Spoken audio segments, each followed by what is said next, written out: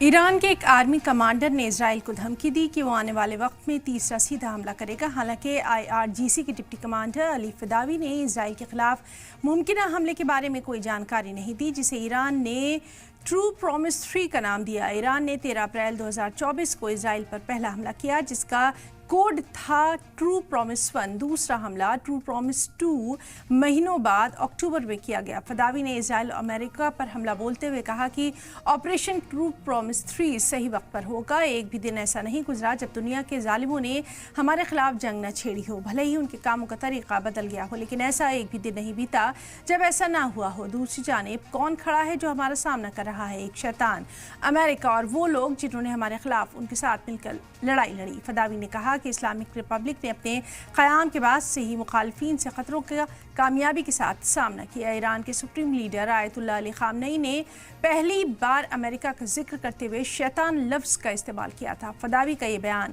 ان reports کے بیچ سامنے آیا ہے جس میں کہا گیا تھا کہ اسرائیل ایران کے نیوکلیئر ٹھکانوں پر حملہ کرنے کی پلاننگ کر رہا ہے۔ امریکی خفیہ ایجنسی کے حوالے سے ملی رپورٹس کے مطابق اسرائیل اس بات پر غور و خوض کر رہا ہے کہ کسی ممکنہ حملے کے لیے فائٹر پلینز یا لمبی دوری کی میزائلوں کا استعمال کیا جائے یا نہیں۔ اسرائیل کے ٹارگٹس کے بارے میں جانکاری دیتے ہوئے خفیہ محکمے نے کہا کہ IDF کا ٹارگٹ نہ صرف پرمانو سہولیات کو تباہ کرنا ہے بلکہ بیلسٹک میزائل صلاحیت کو بھی تباہ کرنا ہے۔ اس مشن کے لیے اسرائیل کو امریکہ کی حمایت کی بھی ضرورت ہوگی، کیونکہ ان کے پاس نیوکلیئر ٹھکانوں کو تباہ کرنے کے لیے آرمی پلاننگ کی کمی ہے، خاص کر ہوا میں فیول بھرنے اور بموں کے معاملے میں جو فیسلٹیز کو زمین کے اندر تک بھیج سکتے ہیں۔ اسرائیل کے وزیر اعظم بنجمن نیتنیاہو نے بھی ایرانی خطرے کا مقابلہ کرنے کے لیے کہا کہ وہ امریکہ سے متفق ہے کہ ایران کے پاس نیوکلیئر ہتھیار نہیں ہونے چاہیے۔